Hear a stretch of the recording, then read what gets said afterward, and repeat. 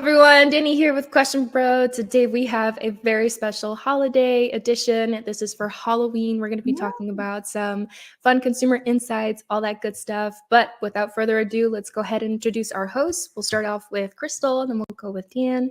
And yeah, I'm excited for this episode.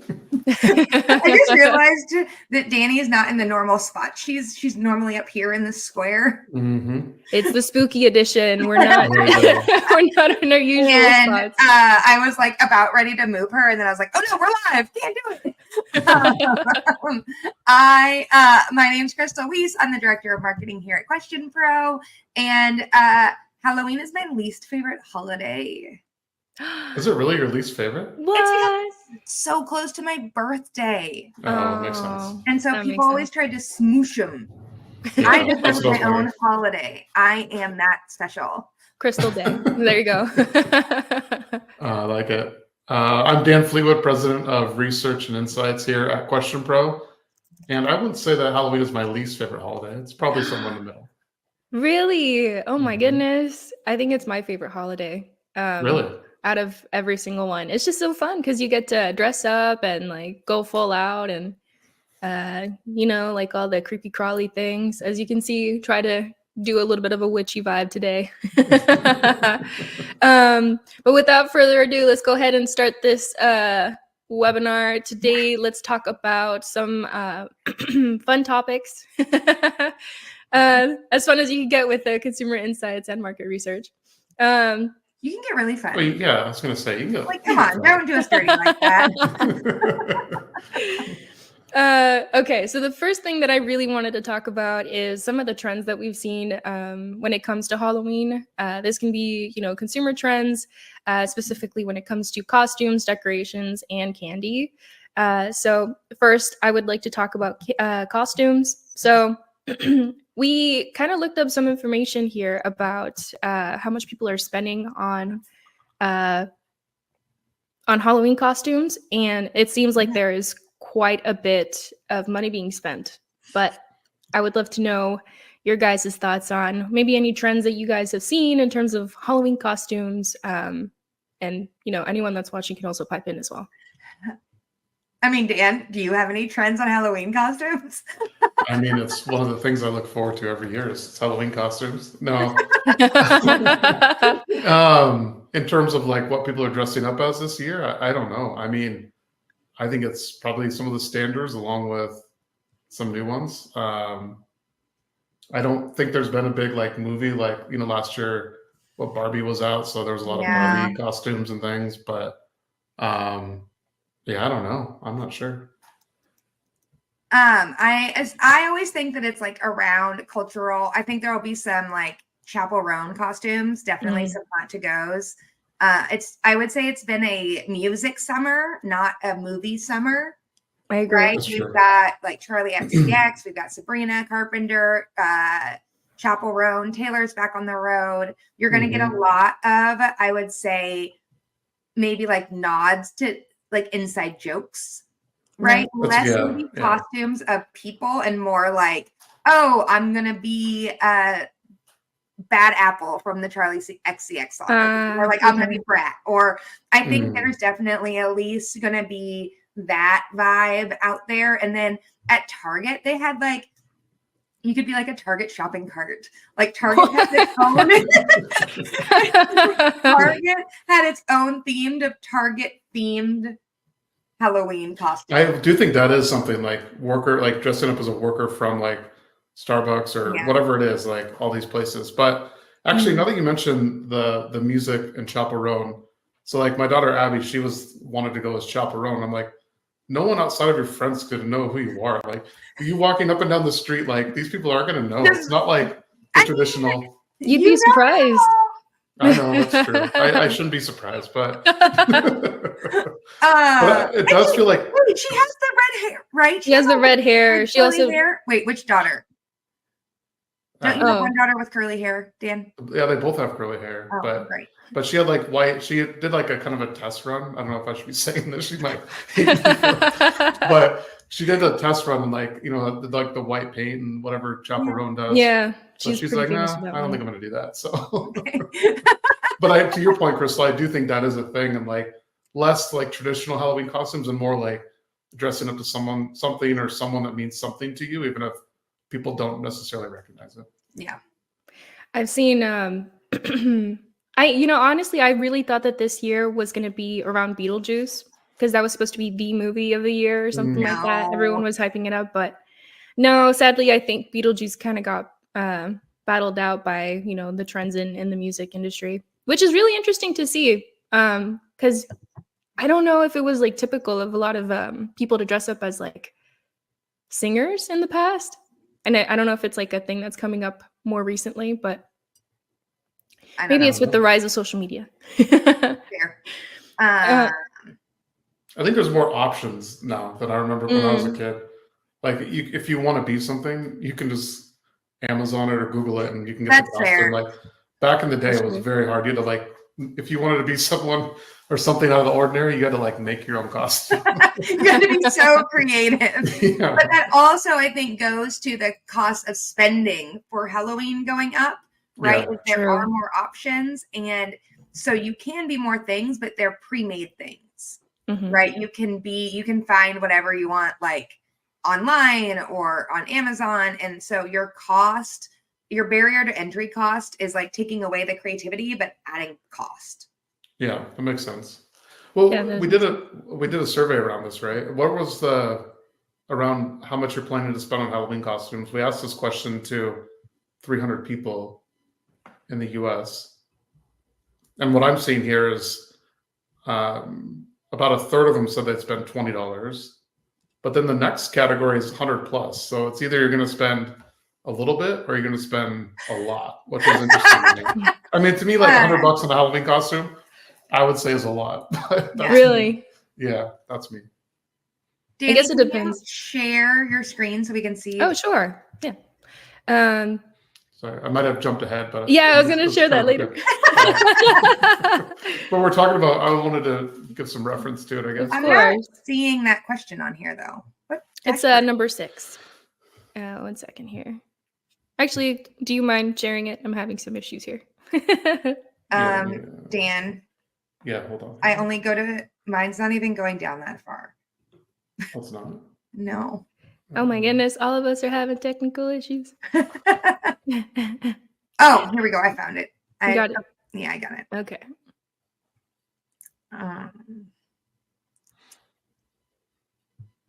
I got mine working as well. Just in case. All of us now have it working. Here we go. Okay, how much are you planning to spend on a Halloween costumes? $100. 27%. That's the highest, second highest. Yeah. Yeah, so it is interesting. Like it's either a little or the lowest amount, which we had is 20 or 100. That's interesting. I think the 100 plus is because you have to do like a wig and then like the costume itself and the shoes and all that good stuff. Yeah. Mm-hmm. Okay. The other thing that I really did want to talk about as well was decorations. I've noticed a big trend when it comes to the giant skeleton, the 12-foot skeleton. Yeah. Yep. Has anyone seen that yet? Yeah, there's a few of those in my neighborhood. Yeah. Or one of my neighbors has giant eyeballs. Oh, yeah. The amount of decorations in people's yards seems to have like no, it's definitely a trend for it sure. could probably rival even like Christmas decorations at this point. It seems like, because I think for some people definitely go more out for Halloween than Christmas. Yes. But I would say, anecdotally, in my neighborhood, it's Christmas still wins the day, but I can see Halloween. There's some people that just go all out. Yeah. Are there? Do you have a question about that in here? I do not. Okay. So I think that they're definitely, you can see this on some surveys online that we were looking at. We're in the almost $4 billion like spent in the US on Halloween. It's outspending Thanksgiving now, coming in second to Christmas. And, I was talking to, we have a professional colleague at the New York Times who works in economics, and her and I were talking about it last year. because she was so curious about how much millennials were going to be spending on Halloween decorations specifically. And so it really is something that if you're working in market research or you're working for a consumer goods brand, you have got to get on, right? There is opportunity for revenue increases there if you're following the right trends. Which and it's always interesting how like a Spirit Halloween pops up out of nowhere, like some random shopping center. You're like, oh, dude, it's not random. They have so much science. It's strategic. No, I know it seems random to me, but I know they're putting some thought into it. They literally there's a couple podcasts about how they send people to count the cars that go by it. Really? That's weird. Weird. They put a lot. I know we culturally give Spirit Halloween a lot of crap. But they really talk about people who do their market research. It's Spirit Halloween. And now they're testing out Spirit Christmas on the East Coast. Oh, okay. So Spirit really, Christmas, yes, it's it's the Halloween store. But it is really shout out to whoever works in their market research teams. They've got it dialed. Yeah, they really do. That's actually a really good segue for the marketing strategies for Halloween. Spirit Halloween was one of them. They have these knack for just being able to find the most random locations, I would say. I know it's strategic, like we had just said, but there's been this trend on the internet where people are saying that they're just waiting for out of businesses, or businesses that go out of business, just so that they can go into those locations. And it's really funny how even some businesses, without really intending, kind of create this cultural phenomena for how they do their business practices, because they do end up showing up in places that are no longer doing well, or I don't know if they're just waiting for them. It just goes back to classic trends and habits, trends and patterns around shopping behavior. Right, a lot of strip malls back in the 80s and 90s, and then we moved to inside malls, right, where you had to go inside, and then now we're back to outside malls again. And so I think that Spirit just follows the pattern of people's shopping patterns and kind of looks for those because they have to have large enough space. That's also it's they have to have a certain square footage. But I think that if you're a other consumer brand, if you're not looking 2 or 3 years ahead on, we see an uptick you could have seen the uptick in Halloween decorations 2 years ago if you were watching the market. Yeah, makes sense. At least that's what, Dan, I'm sure you've seen upticks and things where you researched it and then all of a sudden you're like, wait, we knew this was coming. No, it's true. And even Spirit Halloween, just the business model, I think is interesting. It's going to these places, you probably get a sweet deal on the lease for 3 to 6 months, and then you're out. There's not a lot. You really cut the overhead down too. So just from a business standpoint, it's interesting. Yeah. It just makes me think about some of our customers that we have in this space and how if they really thought about it, they could hitch their wagon to some of this and sell their cereals or their batteries in the same market upscale, because it's you're spending more on Halloween decorations, which means you need more batteries, or you're how do we market a specific cereal or pastry around the season and get it in front of people differently. Definitely could be interesting. Which actually ties into the other thing that I wanted to talk about, and I guess in terms of branding, I would love to know what your guys' thoughts are when you guys hear Halloween. What are some of the biggest brands that come to mind? Biggest brand, I think Spirit was the biggest. Spirit but one. They're more of a store. Yeah, Candy. Candy, yeah, that's a good Candy. Yeah. Oh, what is the sugary stuff? The sugar candy corn? Candy. Yes, candy corn. Yeah. It's in a triangle. It tastes weird. It's almost like how you think about Peeps during Easter. Yeah. Right. Definitely it's candy, I would say. Oh, yeah. I don't know if any specific brands come to mind. At least for me, Reese's does. I feel like Reese's has always had really good campaigns. They always do really outlandish kind of stuff, which I think is pretty great. Then we about the psychology of Halloween spending. I did want to talk about how maybe there might be some psychological factors that come with, you know, consumer spending and all that good stuff. Obviously, we are studying like human behavior, any trends that we can pick up on. So one thing is maybe the excitement and fear that plays into it. So one of the biggest things is like Universal. I think that usually has a big impact when it comes to like their revenue, at least for the horror, like what are they called? Horror haunts, all that good stuff. You guys don't know about it? Oh, really? No, I don't. Oh, okay. I get to, you know, talk about something cool. So they do these like they essentially transform the entire park into being like a haunted house kind of spiel where you can still go on the rides, and there'll be people that like run up to you and they slide on their knees and it creates like sparks and stuff. Absolutely not. No, I'm not doing that. That is not for me. No, and then there's people in masks that like come up and chase you. And, Absolutely not. No, I'm definitely not doing that. I have resigned to the fact that I don't even watch like horror movies or scary movies anymore. Really? Me neither. Okay. No. Well, Younger Dan would have maybe not. He wouldn't have done that, but he would have watched horror movies and thriller movies. But that's too much. I think some of the psychology is around like the spooky aspect, but then there's also now I'm looking at this report from someone else, and it's like the FOMO, right? You see your friends and family doing something, you see it on TikTok or Instagram. I mean, I really like, if there had not been TikTok or Instagram, that Costco giant oh yeah, guy would not have The taken off skeleton. the way he did. Right? Like that is like definitely, I think Costco is probably leaning in correctly into the holiday. They're not doing a ton of decorations, but they're doing very unique ones, which is creating that FOMO aspect, because you don't see a lot of people doing like lights like they do for Christmas, right? It's not like you're decorating your house in Christmas lights, but you've got one or two big like pieces or like decorations on the lawn.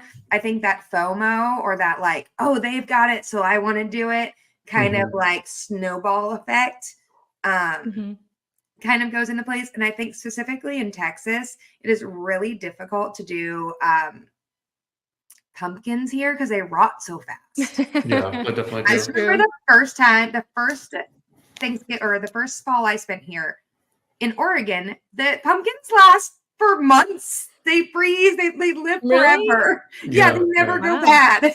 Like, but here it's also interesting in Texas, like the concept of like a pumpkin patch, right? Like going to the pumpkin patch to like it's just like a parking lot with a bunch of pumpkins. They bust all the pumpkins in, and like it's weird. It's a lot different than in the Pacific Northwest, right? I haven't cut a Christmas tree down since I moved here. Right. Yeah, and me and Dan are both from the Pacific Northwest. And so it's very common for your Christmas tree farms and your pumpkin patches to be like, it's a whole thing.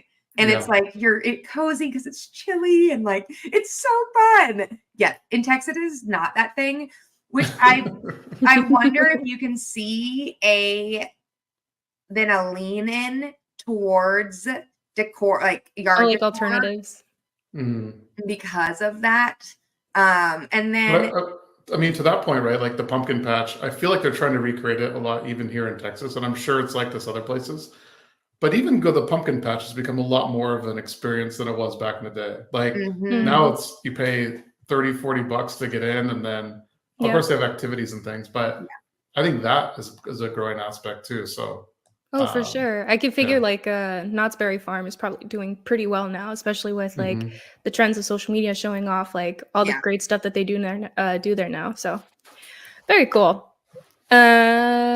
Okay, so we did talk about that. Now I want to go ahead and go over to our survey that we did. Right. We kind of teased it a little bit earlier. It's super it's a fun survey. It's not anything too crazy. But maybe we start with question 1, which is great. What's your go-to Halloween candy? Yeah. I'm going to zoom this bars. I can see that. I mean, chocolate bars, I definitely think are the go-to. Candy corns is like, you just have them. You can't like package them, right? Like you can't like hand them out. You're not like throwing them. Did you see? So also Caitlin Clark, for anyone who like is it. I mean, obviously everybody should know who she is. She was saying how in Des Moines, Iowa, trick or treating, the kids have to say a joke to get their candy. Oh, really? Yeah, That's it's very cute. common. Like if That's you don't have pretty cool. a joke, you don't get your candy. And I was like, that's hilarious. Sour candies, gummies, yeah, chocolate. That makes sense. I mean, candy corn, that one's such a popular option. I thought it would be picked more just because No, everyone it's always talks about candy corn. gross. And it's not individually wrapped. True. Mhm. That's also true. Okay. The next one is which spooky. Oh, you can read it. Spooky creature best represents your shopping style. A ghost, I disappear after browsing. A zombie, I'm all about the mindless impulse buys. The vampire swoop in for the midnight deals, or the werewolf, I wait till the last minute. The zombie. The zombie was number one. Yeah, this other survey I was reading about Hollywood or about Halloween spending trends was talking about how people overspend in their budget because of the things they just keep buying. They don't think about it. Like, oh, you're at Target, I'm gonna buy this out of the $5 section. Oh, I'm gonna buy this. Oh, I'm gonna buy this. And then all of a sudden you've like overspent. Snowballed. Yeah. Makes sense. Yeah. The impulse buy is definitely a big one for sure.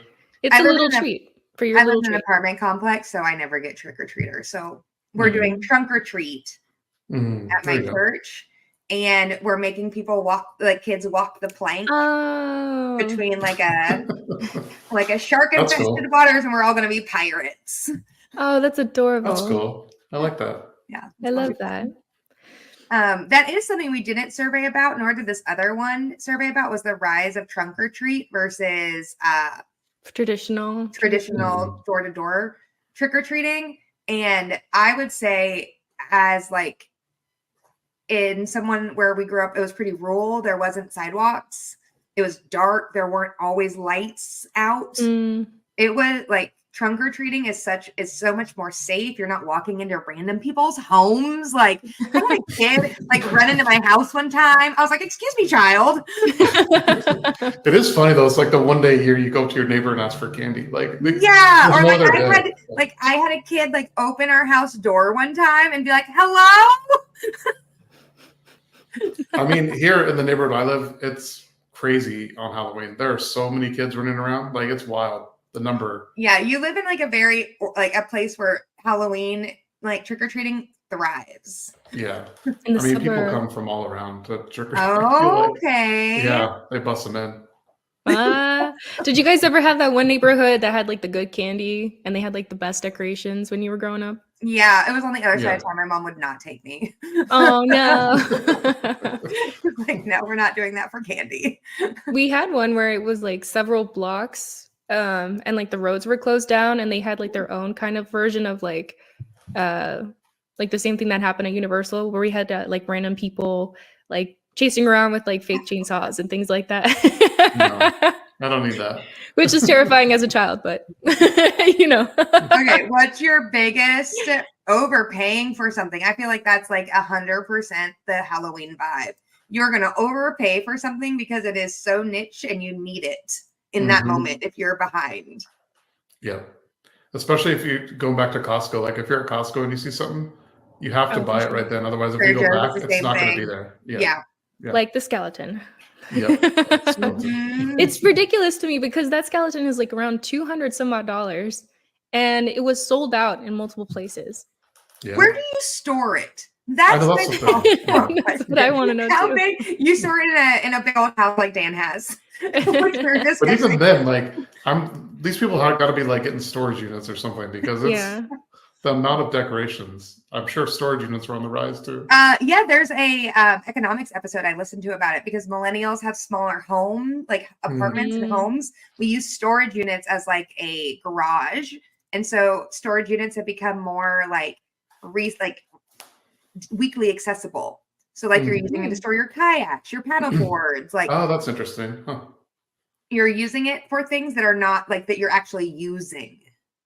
You're not just like storing a bunch of stuff you might touch someday. Like no, you're using it like a garage because so many people like me and Danny can't afford home because we don't want to sacrifice ourselves to the suburbs. Oh, gosh. It's such a sacrifice. Oh my god. I was like, Dan, you could probably count on one hand how many times you came down to downtown Austin this year, and 3 of those times were from work. They're all for work. Let's be honest. Okay, sorry, we give Dan a hard time. No offense to anyone watching if you live in the suburbs. The burbs are great.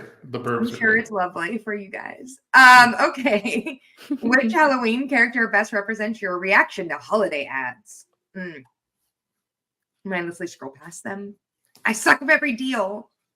Don't even know. The zombie ones again, huh? Was it the zombie Wow, one zombie's a before? pretty popular choice. Mhm. I think this definitely, because Halloween is the beginning of the Holiday trio. Yeah, as soon as Halloween is past, you're on to the Christmas, and poor little Thanksgiving gets lost in the middle. Jumped right over. It's ridiculous. Mhm. Although I did already start seeing Christmas decorations along with Halloween decorations. Oh yeah, Christmas decorations are 100% out. Yeah, they're out for sure. That's crazy to me. But that was back in like September that I saw that. Okay, what's the trick to finding holiday deals? Wait for the flash sales, early bird emails. I'm surprised this is what I do. Compare across multiple stores. Oh, I do that as well. Because like if you're at Michael's or Joann's, they're going to carry the same stuff as like Hobby Lobby. Just do that double check. And you can always return stuff. True. There's actual websites that have been created now this is more like a side note, but they do that with like furniture. Welcome to everything in this episode. Side note. Everything's a side note. No, but they do that with furniture now. They're saying that like some brands just kind of like really do the markups quite high. But you can get the same furniture elsewhere, and you can actually like upload the image of that said furniture, and then you can see where it's being sold for like the lowest price because it's the exact same thing. I forgot that I remember the name of the website, but there's like a bunch of stuff like that comparatively now, where you can even do it with like flights, hotels, all that good stuff. Fun. A little cross. I love when I'm online, if I'm doing my groceries, I'll like open HEB online shopping and Whole Foods online shopping and then price compare the items as I go. Jeez. Did you do that for Halloween candy too, or? No, I don't buy Halloween candy. I make other people buy. And I do the like I buy the decorations for the car. Got it. Okay. How much we talked about this one? I'm gonna say this 100 plus is probably more reasonable. I know people said $20, but they're lying to themselves that they're only spending $20 on a Halloween costume. That's the initial budget. This is what actually happens. Yeah. They want to spend 20, but they're really spending 100. 1000%. 1000%. Okay. How much Halloween candy are you? 4 pieces. No, 4 plus pieces. No. 4 plus pieces. Okay. It's one piece. You get 1 piece. Yeah. And then depends at the if end of it's the night, full size. 2. No. No, even like a mini? Yeah. You the get 4 one. plus pieces is crazy. That might be people wishing they could get 4 plus pieces. Like if you're at somewhere like Dan's house where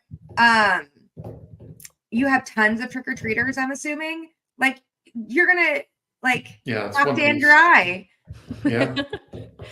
Out of candy within the first hour. Okay, here we go. What size of candy bars are you planning to give out? Mini? Regular was really close though. Yeah, 34%. Wow. Who's getting out regular size candy bars? It's a thing. So it's people with nice decorations. In another survey we saw too about Halloween, it was 34% too. So that's insane. The mini, I think, I'm glad that won out. So I'm still 4 pieces. But look at these king size people. Are you kidding me? Like, yeah, there's a good chunk of people that are giving that out. Wow. It's probably the same people with a 12-foot skeleton. Have you guys seen the king size though? For like the Hershey's bars, they're like this big. Mm-hmm. Oh my goodness. I can't imagine like handing those out casually. Poor kid. I want to lug that around.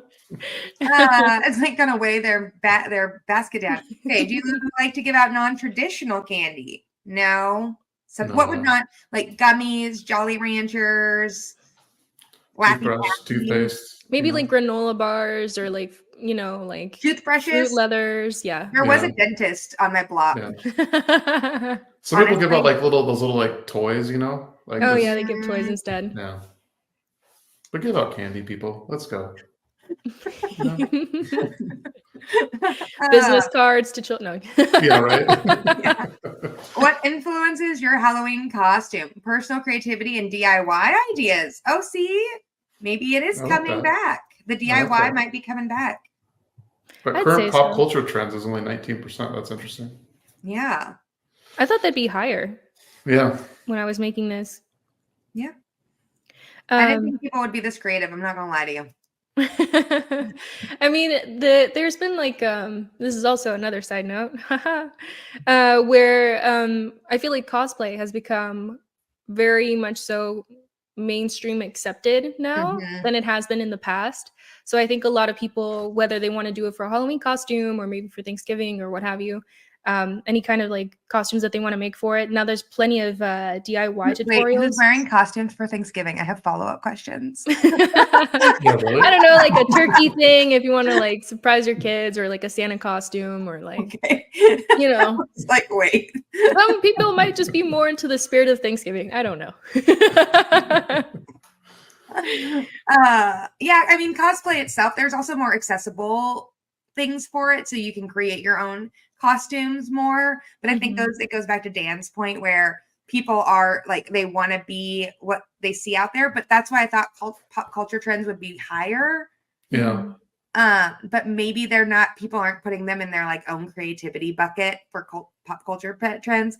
I would also say like things like Instagram, TikTok, and Pinterest influence what you can Yep. see being done. You're like, oh, I want to dress up like that, and here is an example.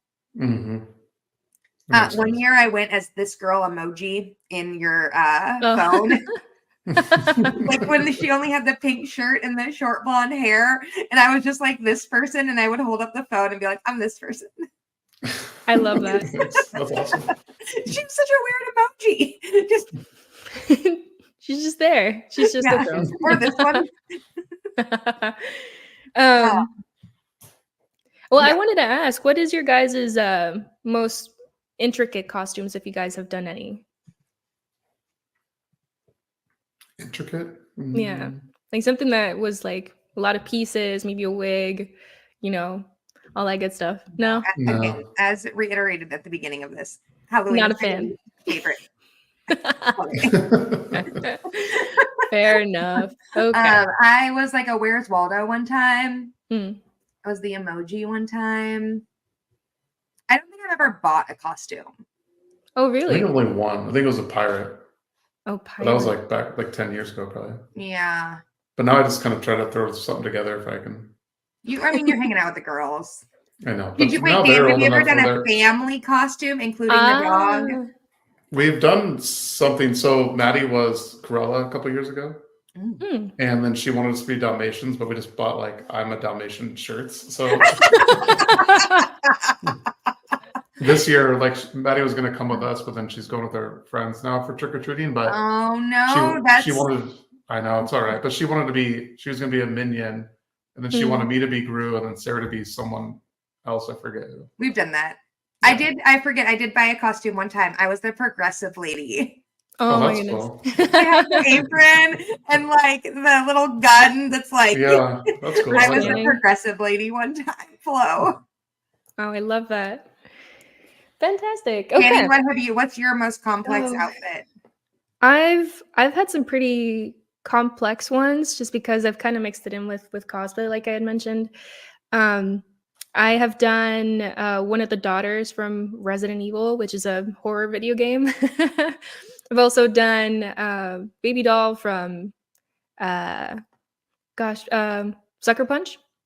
It's a really great Okay. movie with Zack Snyder. And then I've also done NB Adams, Misa Amane from Death Note, a bunch of random stuff. Resident Evil, I was there with you, and then Me and Dan are over here like just chilling, wearing t-shirts, say I'm Dalmatian, and Dan is like full.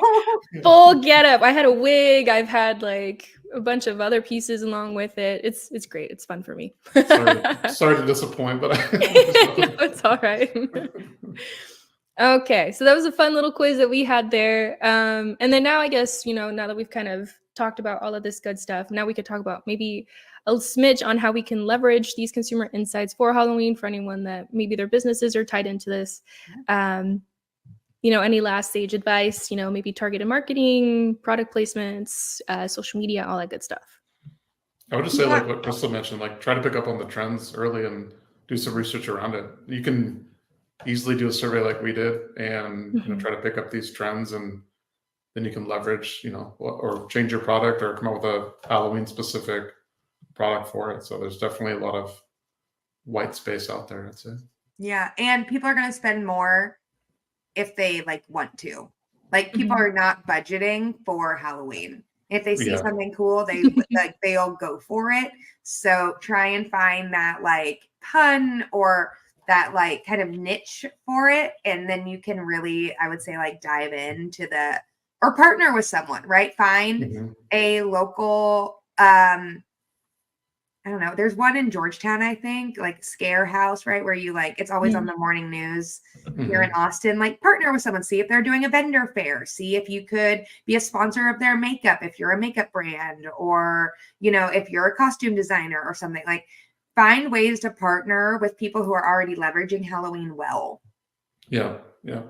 And another way that you can do it is just like drive around different neighborhoods, see like what's happening. Like, you could see like the skeleton craze coming for a few weeks or a few years, and just do some, some in-field research like that. So dude, Dan, I saw real in-field research at ACL. I meant to tell you about this. See, there you go. There was real people, they had to take a survey to get a Hendrix Gin fan at the activation. And it made me laugh. So the line was so long. And I was like, absolutely not. I'm not taking a survey for a fan.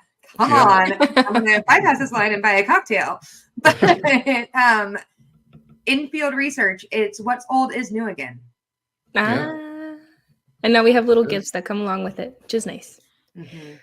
Okay. Well, I think that concludes this week's webinar. I had a lot of fun with it. Lots of shenanigans as always. But thank you guys so much for your guys' time. For anyone watching, we hope you have a very safe holiday.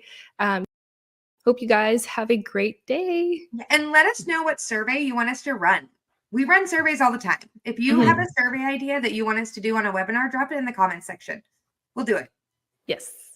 Sorry. Alrighty, guys. We'll do so many more. Bye, guys. All right. See you all.